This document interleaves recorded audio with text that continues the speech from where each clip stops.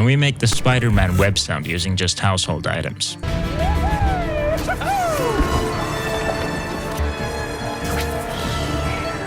So I just started off by recording a bunch of stuff. I used a rubber band, I used some tape, I made a whoosh with a cardboard thingy, and I made some clothing sounds, and then I made some funny noises with my mouth. I used this spray bottle as well that I found, and then in the end I just put it all together in my DAW, and here's the final result.